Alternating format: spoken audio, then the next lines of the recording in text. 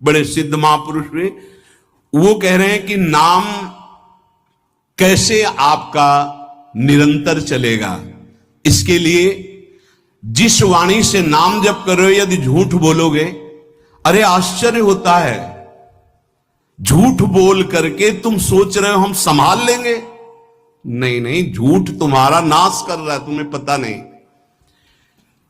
जिस जिह्वा से नाम जप कर रहे हो, अगर नाम का विशेष फल प्राप्त करना है, जल्दी फल प्राप्त करना है, आपको दुखों से बचना है, पाप भस्म करना है, तो झूठ बोलना बंद कर दीजिए। क्या बिगड़ जाएगा आपका? सच्ची बोलने में क्या बिगड़ जाएगा? सच्ची बोलना शुरू करोगे, हिम्मत नहीं रह जाएगी पाप करने की। ये जो पाप करने की तुम्हारी हिम्मत पड़ रही, झूठ बोलने के कारण पड़ रही। नहीं, असत्य संपातक पुंजा, सबसे बड़ा पाप झूठ बोलना। उससे क्या होता है? हर चीज हम छुपाना चाहते, किससे? उस सर्वज्ञ परमात्मा से, गुरुदेव से। नहीं, झूठ नहीं। नाम इसीलिए नहीं चल पा रहा, थोड़ी दिन नाम चलाएंगे छूट जाएगा, क्योंकि आप झूठ बोलते हैं, पापाचरण करते हैं। अगर नाम को चलाना है तो नारायण स्वामी जी कह रहे हैं, पहली बात मौन का आश्रय लीजिए, कम बोलिए, अधिकतर चुप रहना सीखिए, तभी नाम चला पाएंगे। जो कार्य कर रहे हैं आप उस पर ध्यान दें, उस कार्य को एकाग्रता पूर्वक करें, वाणी को मौन रखें, उस वाणी से धीरे धीरे नाम उच्चारण करें। कम से कम 24 घंटे में 4 घंटे मौन का तो सबको अभ्यास कर लेना चाहिए। 24 घंटे में 4 घंटे मौन का, तो ऐसे ऐसे बुद्धिमान हो कहेंगे हम 6 घंटे मौन रहते हैं। कब? बोले जब सोते हैं तब। आप 4 घंटे कह रहे हम 6 घंटे मौन रहते हैं, 24 घंटे में हम 6 घंटे मौन रहते हैं, बहुत बुद्धिमान है। बोले आप 4 घंटे कहते हम 6 घंटे मौन रहते हैं, तो कब आप मौन रहते हैं? बोले जब सोते हैं तो 6 घंटे सोते हैं, मौन ही रहते हैं उस समय। मौन जागृत की कह रहा हूं, 4 घंटे का। नारायण स्वामी के बहुत बड़े महापुरुष हुए, तुम 4 घंटे मौन का अभ्यास करो, ऐसा निकालो 2 घंटे, 2 घंटे करके 24 घंटे में 4 घंटे मौन। उस समय हम किसी से बात नहीं करेंगे, नाम जप करेंगे। कार्य करो, कार्य करने के लिए मना नहीं कर रहे हैं, कम बोलो। आजकल लोग अपनी जीवनी शक्ति को बोलने के द्वारा बहुत नष्ट कर रहे हैं, व्यर्थ की बातें करते रहते हैं। 4 आदमी चल रहे हो, आप पीछे चलिएगा, सुनते, बेमतलब की बातें। नाम जब नहीं होगा वो डिलीट नहीं होगी, वैसे ही बनी रहेंगी, अगले जन्म के लिए तैयार हो रहा है। इसलिए नाम यदि सिद्ध करना है, नाम का फल लेना है, नाम का आनंद लेना है, तो वृथा भाषण बंद करो, बेकार की बात बंद करो। जितना कम बोलने से काम चल जाए उतना। सामने वाले को बोलने दीजिए, आप बीच में नाम चल रहा है जी, नाम चल रहा है। जब कोई आवश्यक बात हुई, पवित्र शब्द बोल दिया, नहीं चुपचाप सुनो ना। उसको लग रहा है कि आप संभाषण करो, मान लो रिश्तेदार है, नातेदार है, मित्र, अब आप व्यवहार में हैं, आप सीधे ये तो नहीं कह सकते हमसे बात मत करो, नहीं, हाँ बात कीजिए, लेकिन आप कम बोलिए, उसको बोलने दीजिए, आप नाम जप कीजिए, जरूरत भर बात कीजिए। बात में भगवान की चर्चा हो तो कोई बात नहीं, अगर प्रपंच की चर्चा है तो बचने की कोशिश कीजिए। अपने संबंधियों, अपने दोस्तों, अपने व्यवहारियों से व्यवहार, दोस्ती, संबंध शिथिल कीजिए, तभी नाम में प्रीति होगी। अगर ये अब हमारे दोस्त आ गए हैं तो फिर वो दोस्त छूट जाएगा नाम, अब बातें शुरू हो गई प्रपंच की।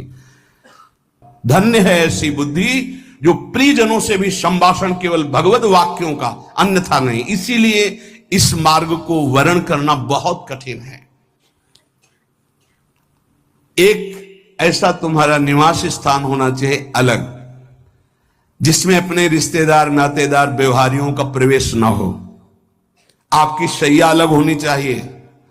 अगर नाम जापक नाम सिद्ध करना चाहता है, नाम का फल लेना चाहता है, नाम निरंतर चलाना चाहता है, तो जिस आसन पर आप बैठते हैं उसी में प्रपंची, विषयी, संसारिक वृत्ति वाले बैठेंगे तो भजन की वृत्ति नहीं बन पाएगी।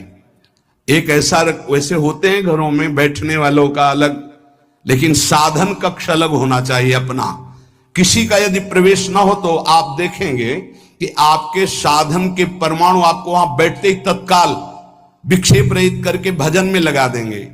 अगर घर में ऐसा कुछ ना हो तो एक आसन अपना अकेला रखिए, जिस पर आप शयन करें वो आसन केवल आपका ही होना चाहिए। अगर वो सार्वजनिक बैठने के लिए ही है, ऐसी व्यवस्था नहीं, तो आसन समेट कर अपना अलग रख दीजिए और दूसरे आसनों पर बैठा लिए, फिर वो आसन हटाकर जब आप शयन करें तो आपका आसन होना चाहिए। इसका बहुत बड़ा प्रभाव पड़ेगा।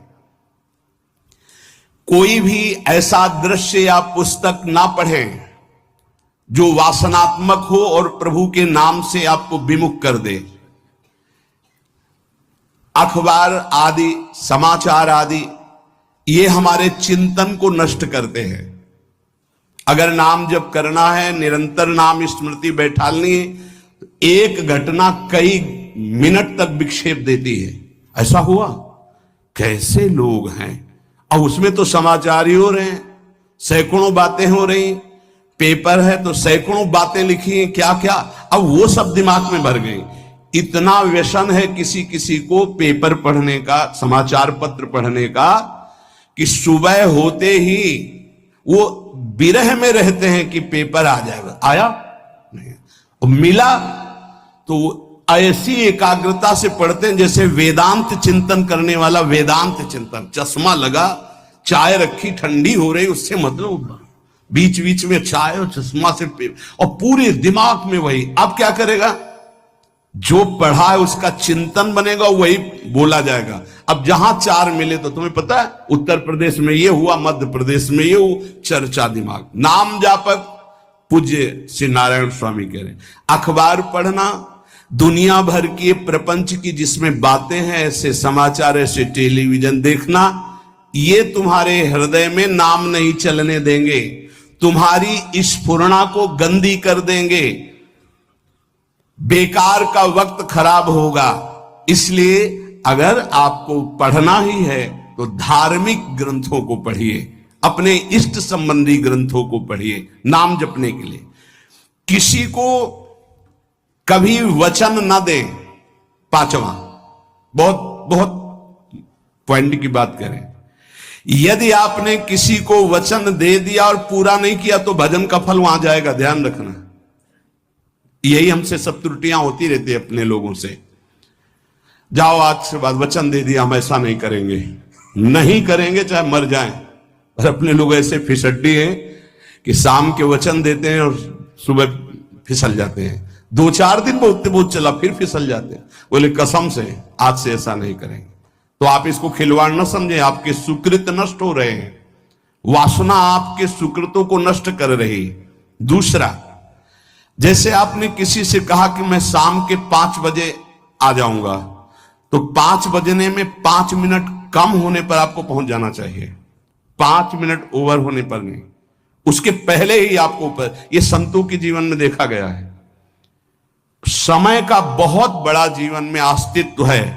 अगर आप किसी को समय दें, फिर उसमें प्रमाद स्थिति नहीं होनी चाहिए। 5 मिनट पहले पहुंचिए। समय दिया है किसी को तो 5 मिनट पहले उसको इंतजार ना करना पड़े। रात को सोते समय नाम जापक उपासक विचार करें, मेरा नाम किन किन कार्यों में छूटा, मेरे से कौन कौन सा पाप हुआ, मैंने कौन सी आज गलती की जो नहीं करना चाहिए, और उसे डायरी में नोट करें। नारायण स्वामी कह रहे हैं दूसरे दिन सावधानी पूर्वक वो गलतियां ना होने पावे जो हमने आज की। जब उपासक सत्य बोलना स्वीकार करता है तो उसके हृदय में डर जागृत हो जाता है। ध्यान रखना, डर ये माया के द्वारा प्रेरित है। अगर व्यापार में सत्य बोलेंगे तो पैसा अधिक नहीं आएगा, अगर हम सत्य बोल दिए तो डांट लगेगी, अगर हम सत्य बोल दिए तो सब लोग जान जाएंगे मैं ऐसा गंदा हूं। सच्ची मानिए, सत्य बोलने का नियम ले लीजिए, आप निष्पाप हो जाएंगे, आप महात्मा बन जाएंगे अंदर से। कोई भी पापाचरण आपके जीवन में नहीं रह जाएगा। भगवान का नाम सत्य है, उस नाम को चलाने के लिए झूठ बोलने वाला नाम को कैसे चला सकता है। सत्य बोलने से यदि तुम्हारा नुकसान हो रहा है तो तुम सह जाइएगा। नारायण स्वामी कह रहे हैं उससे बड़ा लाभ आपको श्री भगवान प्रदान करेंगे। आप सत्य बोलिए। आजकल भगवान पर विश्वास नहीं, इसलिए झूठ पर विश्वास है। कलयुग की ऐसी प्रेरणा है कि सब झूठ बोलने लगे हैं। कोई डरता ही नहीं झूठ बोलने में, पूरा का पूरा। जैसे नहीं कहते कुछ तो सत्य होगा, ऐसे ऐसे महानुभाव हैं कि 100% झूठ बोल जाते हैं, 100%। धन्य है मोबाइल जो झूठ बुलाने में बहुत प्रवीण है, बहुत प्रवीण है। अरे भाई हम नहीं मिल सकते, आज हमारा मन नहीं है, खत्म खेल हो गया, सत्य बात है, नहीं मिल सकते आपसे, मत उठाओ फोन। अगर तुम्हें झूठे ही बोलना है तो फोन क्यों उठाओ? नहीं बोलेंगे, नहीं उठाएंगे तो समझ जाएगा कि उनकी रुचि नहीं। ये झूठ क्यों बोलना, सत्य बोलो। झूठ से यदि आप बच गए तो आपके जिह्वा पे नाम निरंतर चलने लगेगा। ये झूठ ही नाम नहीं चलने दे रहा। असत्य आचरण, छुपाने की वृत्ति, असत्य भाषण, ये नाम में प्रीति नहीं।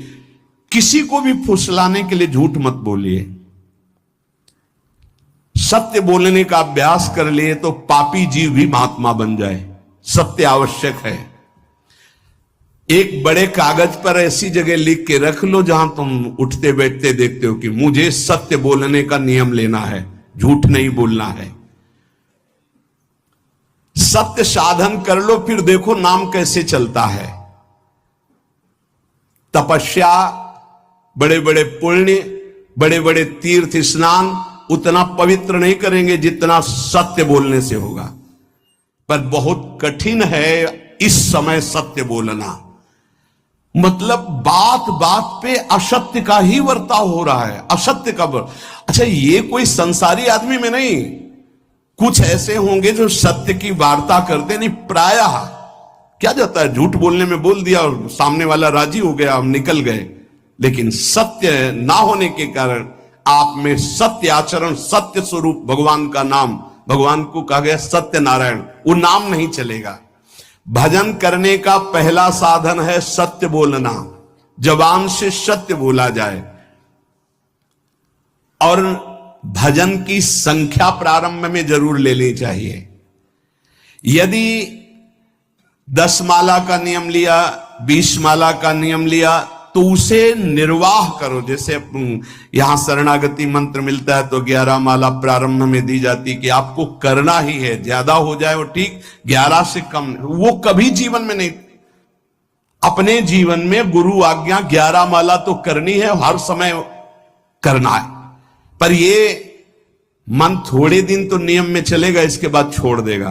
दीक्षा तब लेनी चाहिए जब गुरु आज्ञा पे चलने की हिम्मत हो, नहीं तो ऐसे ही नाम जपो करो।